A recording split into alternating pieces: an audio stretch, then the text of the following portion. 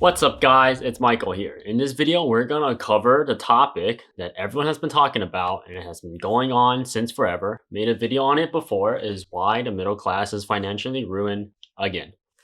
So before I get into the video, please click the like button down below and the subscribe button so it will help out the YouTube algorithm to push this video out to more people. So let's get into it. As I mentioned before, they're getting ruined again, but like people have been saying for ages, year after year. It's basically a slow and painful dying process, like everything else. So if you look at the American dollar back in like 1930 and all the way up to now into 2021 going towards 2022. So if you had $1 in American money back in 1930 and compare it to now, which is the main thing is inflation. You've been fighting inflation. There are a lot of videos talking about how do you fight inflation. In theory, that's almost impossible because there's a lot of factors. Because when it comes to finance and investing, it's like a building block. When the building block starts going up, you take one piece out, it starts tumbling down. It's like how a house is built. It's like a structure. And you look at a dollar back then versus a dollar today. If you had a dollar back then and you saved it, you didn't invest it, kept it until today, it would be worth around 14 to 15 cents of today's money. That is nearly like an 85% loss in value. Is because the money back then was more valuable than it is today. And this applies to everything. If you look at when you go out to eat today, you look at groceries, you look at basically things you buy before in like 2020 and look at all the way back to 2000, look how much everything has changed. Everything has gone up. Electricity has gone up. Gasoline, probably the most noticeable for people using the internet today. Because you think about it, your parents bought gas back in like, let's say 1999, 2003. It's about a little bit under to over a $1, and you look at it now, it's almost $5 in America. And you look at Europe, back then, I don't know how much is there to have to pay in euros, but back then it's definitely way cheaper. And you say, hey, it's artificially inflated. Yes, you are correct too. It's artificially inflated, but at the same time, people have a lot of control over that. So how do you fight against inflation? So before we get into why the middle class is financially ruined, you gotta take a look in the beginning. So what happened before the pandemic and now during the pandemic, which is still going on, which is basically post-pandemic.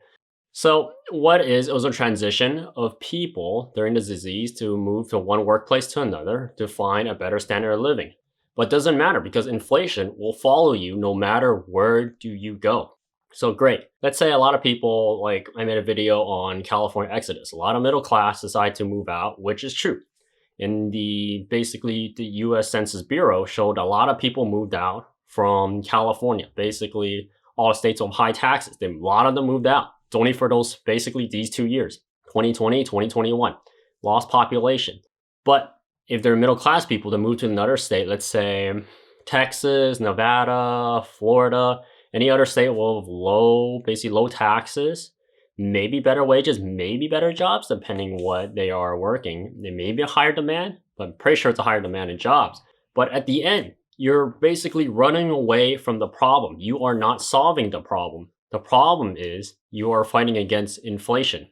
Everything else is going up. Your wages are not going up. Even if they do go up, other things will go up too. So example, you raise minimum wage. Great.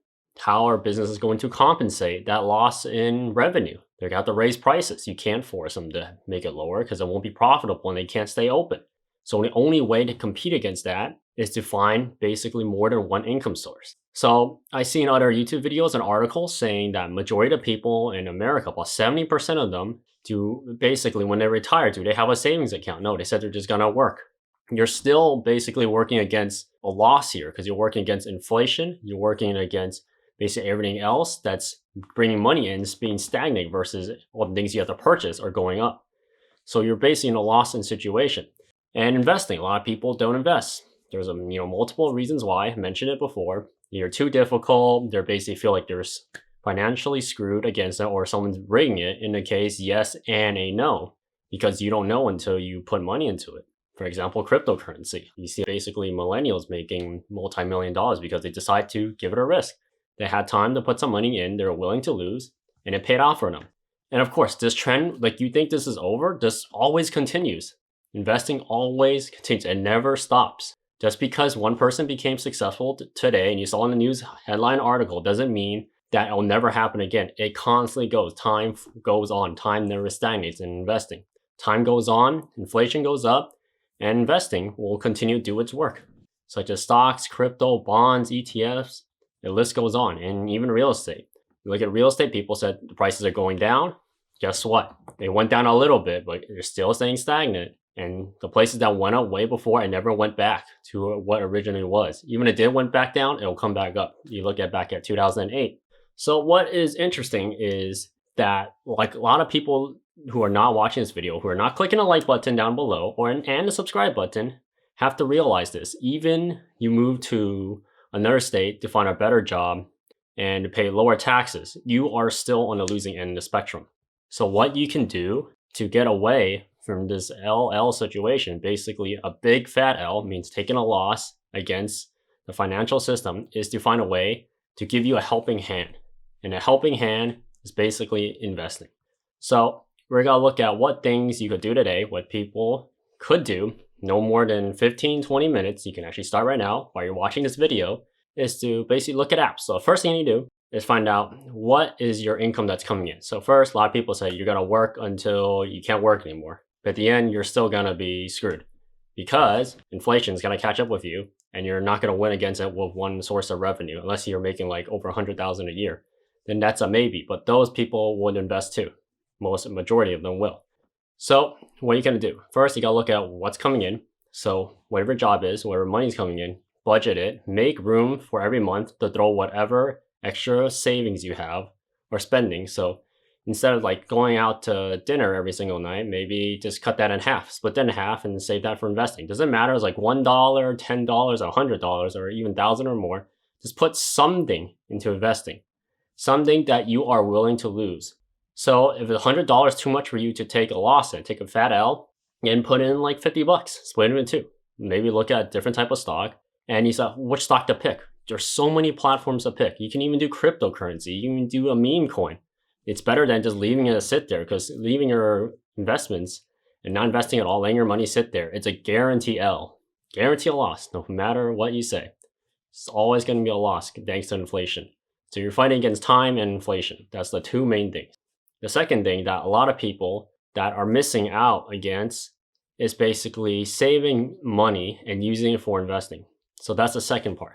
First part is not investing at all, just letting it be stagnant. Second thing is basically spending some things that you could cut back on. Like if you cut back on a lot of things and you still don't have enough money to throw in investment, then you have a couple options. Either you make more money, which is easier said than done, definitely way more difficult. Or number two, find something that you are basically, you can cut off. Like hey, instead of going out to eat, maybe go out to eat once every 2 weeks, take that extra money you have, throw in investing, throw in stocks, bonds, something low end, easy entry.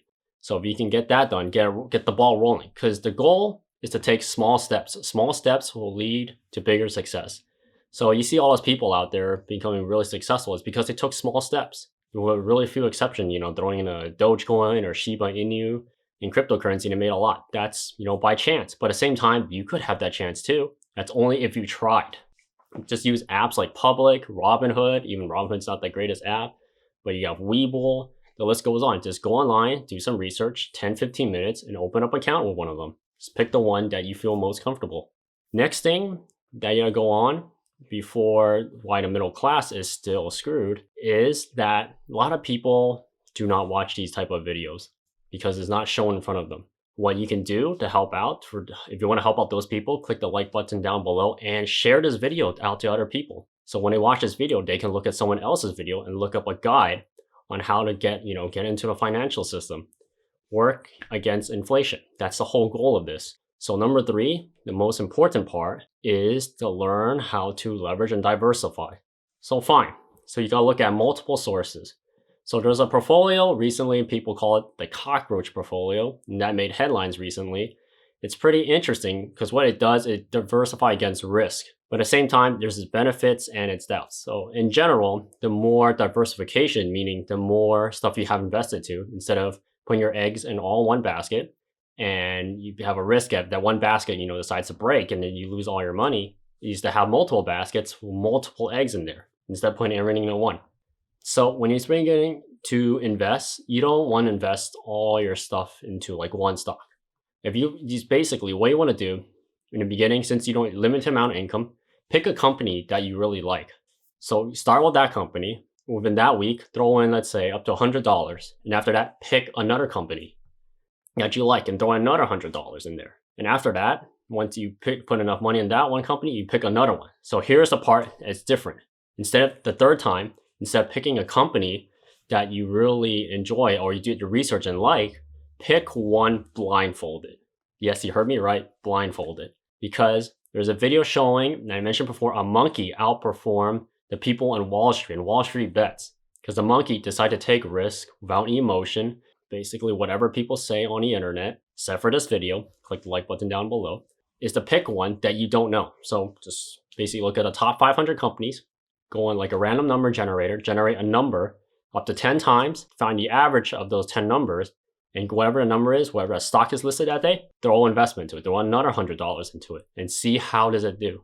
Because it's an interesting thing. A lot of companies you don't know are out there and people don't talk about it because they never made it to mainstream media. So throw investment to that. So that is a definition of diversifying. That is for stocks. And cryptocurrency, you can do the same for cryptocurrency. So cryptocurrency is still really new. So if you want to beat the main system, because the middle class is still shrinking by the day. Even your upper middle class, lower middle class, it's either you're going to go up, which is really few of them are going up, thanks to technology, modern day equipment, jobs, employment like welding and stuff. It's still there. It's still viable. It's just not as big as before. So it's slowly shrinking, being replaced by technology. It's bound to happen, and it's already happened. So you either get with the program or you don't, So what you can do to beat that system is, instead of doing a stock, you do the same with crypto. So cryptocurrency, look at the top 20 or 15 coins. Take the numbers, basically 1 through 15, generate multiple times, pick one that you think you'll never do. Like, let's say Cardano. You can look at Dogecoin, Shiba Inu, I think it was USD coin. Just pick, put $100 into it, put it into it, and see how it goes. Like, you can look at Coinbase, you can look at whatever investment platform, put whatever money you feel comfortable to lose. And what you can do is when you put money into it, just treat it as like you put, then you're investing and you don't come back and look for a month. So going down to number 4 is the most potent one, is the mindset. Meaning is when you put money in investing, you don't want to be basically under an anxiety attack every day. Like, what happens if you lose that money? What happens if you lose that? If that is the case, you either A, you put too much money that you cannot afford to lose, or B, you just have a tendency to go check on it every day. So what I suggest you to do meditation, calm yourself down, and just like put it in there and don't look at it for at least a month. Just check on it once every 3 to 6 months. Just go in there, take a look. It's like, hey, it's doing pretty good. Or hey, it's doing pretty bad.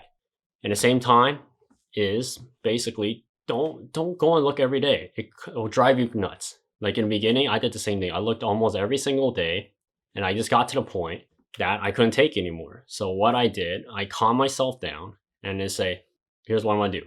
I put money into it, even it's a good amount in there that I'm willing to lose, but at the same time, don't look at it. Calm myself down, find something else to do. Instead of look into investments, try something else like starting a business. And that is gonna be number 5, is basically, besides all the money you're making, you can maybe even start a business. So if you add investing to it, maybe start a side business for whatever you're doing. So if you're in a middle class family, you're looking at welding, you look at table building, anything that's really physical labor, learn a new skill. For example, making YouTube videos, editing YouTube videos, whatever your skill is doing, add that on top of what you're doing. If you are a welder, if you are a construction worker, add that into the internet. Someone will find you and come and put out your contact information. How do they contact you? That small business idea and that small marketing tactic will, basically, as long as time is given and you put little effort into it, little effort always equals to big effort. The more time you put into it, there's a bigger chance that you might grow something out of it that you never known you have done before. Because thanks to technology, the internet age, basically anything could happen. Anything you thought that will never happen before could happen today. So this is why I have to break down why the middle class is financially screwed unless you do these really small basic steps I just mentioned. Click the like button down below and the subscribe button, and I'll see you guys next time on my channel. Peace.